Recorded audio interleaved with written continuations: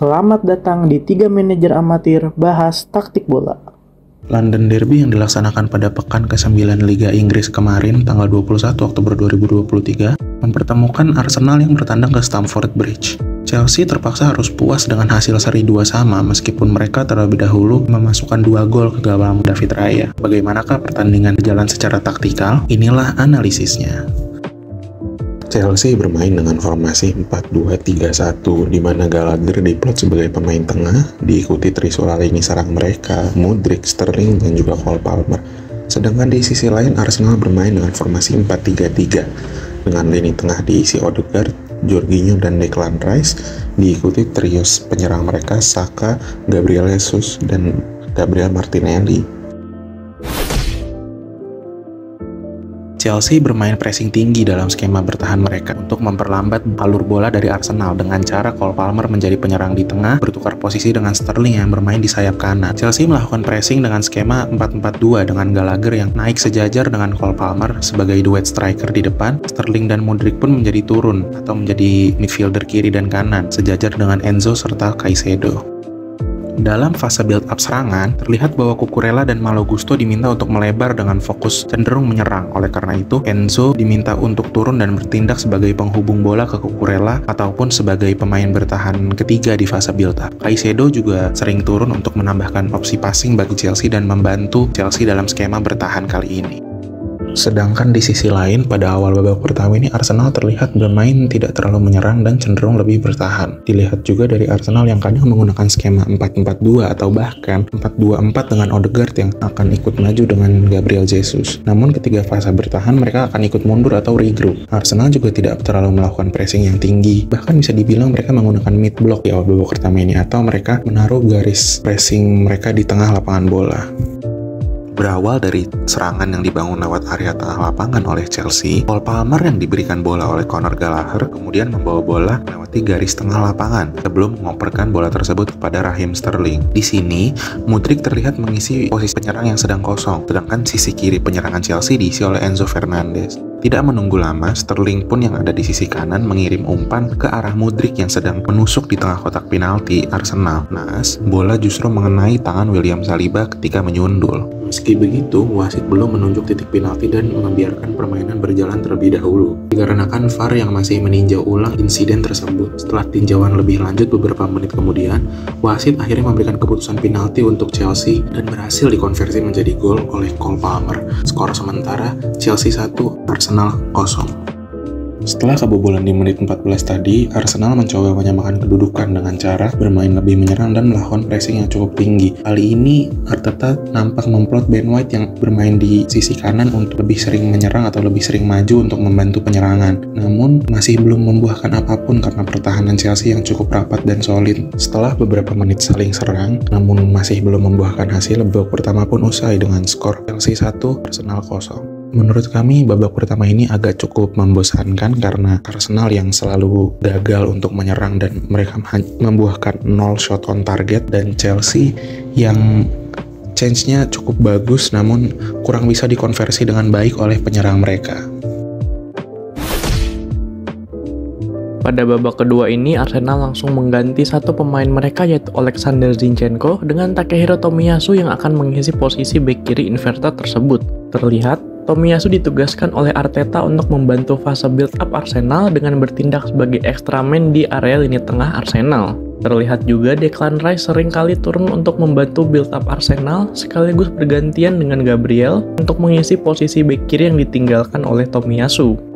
Gol kedua Chelsea bermula dari kesalahan yang dibuat oleh Ben White dalam mengalirkan bola kepada Odegaard, serta kesalahan Odegaard dalam mengontrol bola tersebut. Alhasil, Conor Gallagher berhasil merebut bola dan langsung membawa bola tersebut maju jauh mendekati area kotak penalti Arsenal, sebelum memberikannya kepada Mudryk yang mengirim bola dari sisi kanan pertahanan Arsenal dan gagal ditepis oleh David Raya. Gol spektakuler dari Mudryk yang sedang on fire bersama Chelsea. Selepas gol kedua Chelsea, Arsenal kini bermain dengan sangat ofensif, menyerang Chelsea secara bertubi-tubi. Namun, Chelsea menunjukkan kokohnya pertahanan mereka dengan dasar formasi 4-4-2. Arsenal menyerang dengan memanfaatkan lini tengah yang didorong sejajar dengan lini serang mereka. Declan dan Odegaard maju sejajar dengan Saka dan Martinelli, sedangkan Jorginho dan Tomiyasu didapuk menjadi gelandang bertahan bagi Arsenal. Pertahanan Arsenal pun praktis hanya menyisakan Gabriel dan Saliba saja. Pada menit ke-57, Arsenal hampir saja memberikan gol ketiga bagi Chelsea, di mana David Raya yang memperoleh bola dari Gabriel justru membuat operan yang dapat dipotong oleh Cole Palmer. Beruntung, Raya masih mampu untuk menepis sepakan dari Cole Palmer tersebut. Pada menit ke-59, Gabriel Jesus yang hendak menyundul bola free kick justru harus bertabrakan dengan Robert Sanchez, sehingga untuk sementara harus berada di pinggir lapangan dan mendapatkan perawatan. Pada menit ke-66, Mudryk ditarik keluar oleh Pochettino dan Jackson dimasukkan ke dalam lapangan permainan. Pada pergantian ini, Chelsea terlihat bermain dengan formasi 4-3-3, di mana Jackson didapuk menjadi penyerang tunggal, sedangkan Sterling digeser menjadi pemain di sayap kiri. Sedangkan Palmer, meskipun menjadi pemain di sayap kanan, juga sering turun untuk membantu build up antar lini Chelsea. Tidak lama kemudian, Arteta juga melakukan pergantian pemain dengan memasukkan Nketiah menggantikan Gabriel Jesus dan Emile Smith-Rowe yang menggantikan Jorginho. Gol pertama bagi Arsenal berawal dari kesalahan Sanchez dalam mengoper bola. Selain itu, Enzo Fernandez juga mengira bahwa Sanchez bermaksud membagikan bola kepada rekan setimnya yang lain.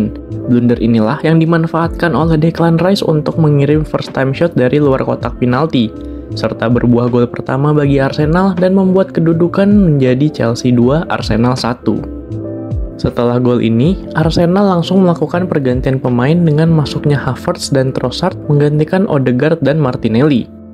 Setelah gol pertama ini pun, Chelsea bermain dengan pressing ke depan, berupaya untuk menghambat proses build up Arsenal, sehingga membuat kedua tim saling bertukar serangan dan membuat pertandingan berjalan lebih menarik.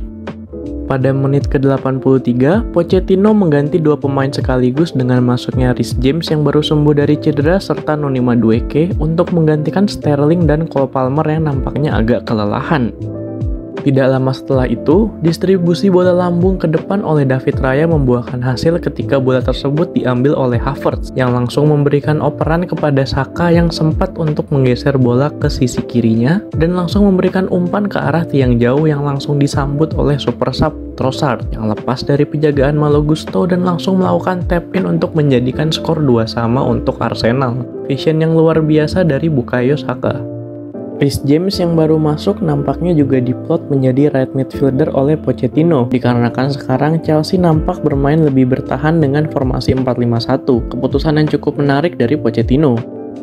Gol kedua bagi Arsenal menjadi penutup untuk London Derby yang seru ini. Arsenal di babak kedua terlihat lebih menyerang dibandingkan saat babak pertama tadi, sehingga membuahkan hasil 2 gol indah yang cukup untuk menyelamatkan mereka dari kekalahan. Chelsea sendiri terlihat cukup solid, walaupun tidak bisa dipungkiri, kesalahan Robert Sanchez harus dibayar mahal dengan hilangnya kemenangan, walaupun sudah unggul 2-0 lebih dahulu. Masuk ke statistik, pada babak pertama terlihat bahwa Chelsea memegang kendali atas jalannya pertandingan. Dapat dilihat bahwa selain mengemas 1 gol pada babak pertama, Chelsea juga mampu membuat momentum yang jauh lebih tinggi dibandingkan dengan tim tamu. Barulah di babak kedua, anak asuh Arteta mampu memiliki momentum yang tinggi sebagai sebuah tim dikarenakan serangan bertubi-tubi yang mampu dilancarkan kepada tim tuan rumah. Sedangkan pada statistik turnover, terlihat bahwa Chelsea dapat menghasilkan 9 high turnovers, di mana Chelsea mampu mendapatkan bola sebanyak 9 kali dalam radius 40 meter dari gawang Arsenal. Namun, Arsenal mampu menghasilkan lebih banyak high turnovers sebesar 12 kali dalam radius 40 meter dari gawang Chelsea. Hal ini tentu tidak terlepas dari gaya permainan Arsenal yang sangat menekan, di mana pada babak pertama, Chelsea hanya mengalami 12 kali kehilangan possession, berbanding jauh dengan 16 kali kehilangan possession pada babak kedua yang disebabkan oleh berubahnya gaya bermain Arsenal. Itulah analisis kami mengenai pertandingan Chelsea melawan Arsenal pada pekan ke-9 Liga Inggris. Jangan lupa like, komen, share, dan juga subscribe apabila analisis ini bermanfaat buat kamu. That's it, and we'll see you on the next match.